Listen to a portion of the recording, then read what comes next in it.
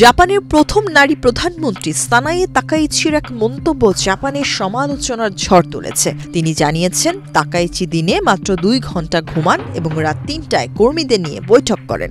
এই খবর প্রকাশ্যে আসতেই দেশটিতে মাত্রাতিরিক্ত কাজের সংস্কৃতি নিয়ে নতুন করে উদ্বেগ দেখা দিয়েছে।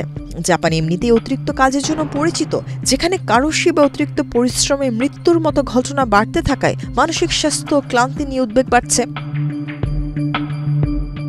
গত সপ্তাহে টোকিওতে ভোররাতে তার ডাকা এক বৈঠক নিয়ে জনমনে বিরূপ প্রতিক্রিয়ার প্রেক্ষিতে তাকাইচি নিজের ঘুমের সময় নিয়ে মন্তব্য করেন। সংসদে উপস্থিত হওয়ার কয়েক ঘন্টা আগে অনুষ্ঠিত সেই বৈঠকটিকে স্থানীয় গণমাধ্যমকে ভোর 3টার স্টাডি সেশন বলে আখ্যা দিয়েছে।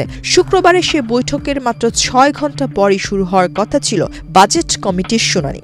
এক্সট্রিম মশার কয়েল প্ল্যান্ট ফাইবার দিয়ে তৈরি, তাই সহজে ভাঙে না, সুগন্ধিযুক্ত ও নিরবিচ্ছিন্নভাবে জ্বলে। ডেঙ্গু, চিকুনগুনিয়া বাহি সহ যে কোনো মশার বিরুদ্ধে দেয় এক্সট্রিম সুরক্ষা।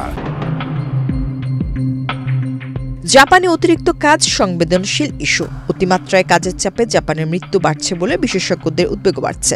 সাম্প্রতিক বছরগুলোতে এমন বেশ কিছু মৃত্যু দেশ জুড়ে আলোচনার জন্ম দিয়েছে। গত অক্টোবরেই জাপানের প্রথম নারী প্রধানমন্ত্রী হিসেবে শপথ নেন সানায়ে তাকাইচি। এই সপ্তাহে একটি আইন প্রণয়ন কমিটির বৈঠকে তাকাইচি বলেন, আমি এখন প্রায় 2 ঘন্টা ঘুমাই। 4 ঘন্টা হলে সেটাই দীর্ঘ মনে হয়। হয়তো এটা আমার ত্বকের জন্য ভালো নয়। দীর্ঘ কর্মঘণ্টার সংস্কৃতি মোকাবেলা করতে তিনি কি করবেন, এই প্রশ্নের উত্তরে তিনি এমন মন্তব্য করেন। ক্ষমতায় আসার আগে তিনি প্রতিশ্রুতি দিয়েছিলেন, কাজ কাজ কাজ কাজ এবং কাজ, এই মন্ত্রেই তিনি চলবেন। তার সরকার অতিরিক্ত কাজের সীমা বাড়ানোর বিষয়টি বিবেচনা করছে বলে জানা গেছে। এতে কর্মীদের উপর আরও চাপ বাড়বে বলে আশঙ্কা অনেকের। তবে তাকাইচি আশ্বস্ত করেছেন, যে কোনো সিদ্ধান্তে শ্রমিকের স্বাস্থ্যের বিষয়টি অগ্রাধিকার পাবে।